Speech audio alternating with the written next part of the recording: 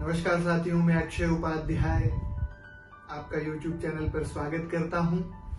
तो आज हम श्रावण मास में आने वाली एकादशियों के बारे में विचार विमर्श करेंगे।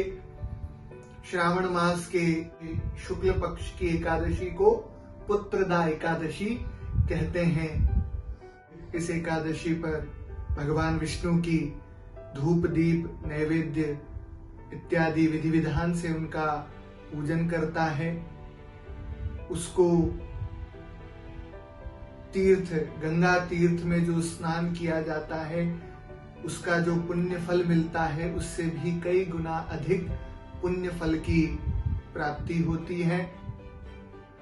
भगवान विष्णु रत्न आभूषणों से, हीरे जवाहरात से प्रसन्न जितने नहीं होते हैं, जितने कि भगवान विष्णु को तुलसी दल अर्पण से वो प्रसन्न होते हैं।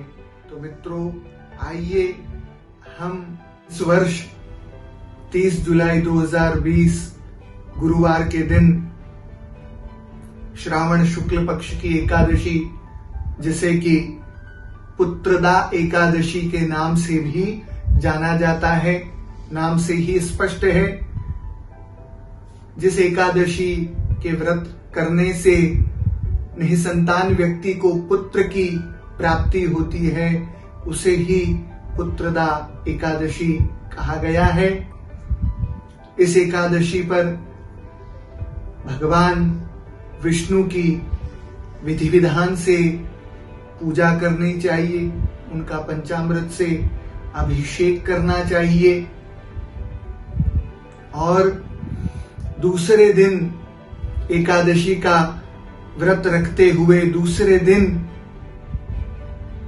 द्वादशी के दिन वेद पाठी ब्राह्मणों को भोजन करा के दान देकर आशीर्वाद प्राप्त करना चाहिए। पूरे दिन कीर्तन करना चाहिए और रात्रि को जागरण करके भगवान नारायण के सम्मुख दिया जला के उन्हीं के पास रात्रि को सोना चाहिए। इस प्रकार जो एकादशी के व्रत को करता है तो भगवान विष्णु निसंतान मनुष्यों को भी पुत्र रत्न की प्राप्ति होती है। तो आइए अब हम इस पुत्रदा एकादशी के पीछे क्या कथा है, क्यों करनी चाहिए, इसके बारे में चर्चा करते हैं। प्राचीन समय की बात है, द्वापर युग के आरंभ में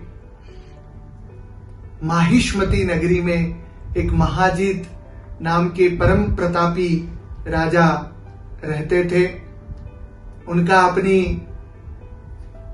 प्रजा में बहुत वर्चस्व था, बहुत प्रतापी राजा थे, लेकिन वह हमेशा दुखी रहते थे क्योंकि उनको पुत्र नहीं था। तो हमेशा परेशान रहते, दुखी रहते। उस राजा के पास हर प्रकार का वैभव और सुख था, लेकिन पुत्र विहीन होने की वजह से वह हमेशा से ही दुखी रहता था। तो अंत में उस राजा ने निर्णय करके जंगल में ऋषि मुनियों का आश्रय लेना ही ठीक समझा। तो वह एक दिन रात्रि में लोमश ऋषि के आश्रम में पहुंचा। तो महर्षि लोमश ने महाराज महाजित के आने का कारण पूछा। तो राजा ने कहा कि हे महर्षि, मैंने कोई भी अपने जीवन में अधर्म युक्त कार्य नहीं किया, फिर भी मुझे पुत्र रत्न की प्राप्ति नहीं हुई। मैंने विविध प्रकार के उपाय किए, लेकिन मुझे पुत्र रत्न की प्राप्ति नहीं हुई, जिससे कि मैं बहुत ही अपने जीवन में दुखी रहता हूं। तब महर्षि ने अपने योग ध्यान से उस राजा के प्रारब्ध को देखा तो उन्होंने देखा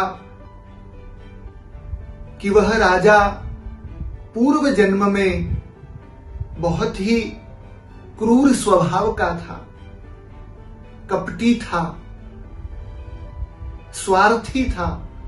तो उसने प्रारब्ध में पूर्व जन्म में एक नदी के किनारे जो गर्भवती गौ माता थी उसको पानी पीने से रोका था, हटाया था और स्वयं पानी पीने लग गया था, जिसके फल स्वरूप उसको इस जन्म में पुत्र की प्राप्ति नहीं हो पाई। तब महर्षि से उस राजा ने इसका उपाय पूछा।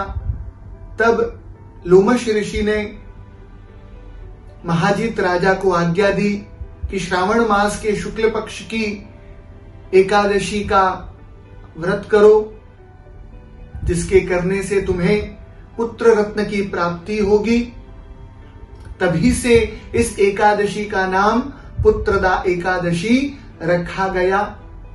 तो जो भी इस एकादशी को मन से करता है उन सभी निसंतान मनुष्यों को पुत्र रत्न की प्राप्ति होती है, जिससे उनका जीवन फलीभूत होता है। और शुक्ल पक्ष की पुत्रदा एकादशी के बारे में विचार विमर्श किया तो इस एकादशी को किस प्रकार करना चाहिए यह भी मैं बताता हूं कि हमें इस एकादशी में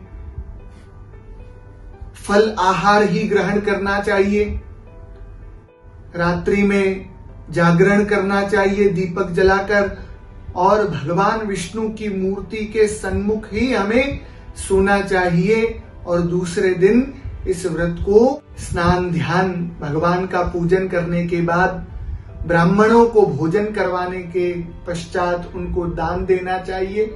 उसके बाद में स्वयं को अन्न ग्रहण करना चाहिए, जिसके फल स्वरूप भगवान विष्णु साक्षात नारायण आपकी हर मनोकामनाओं को पूरा करके आपके जीवन को, आपकी मनोकामनाओं को पूर्ण करेंगे।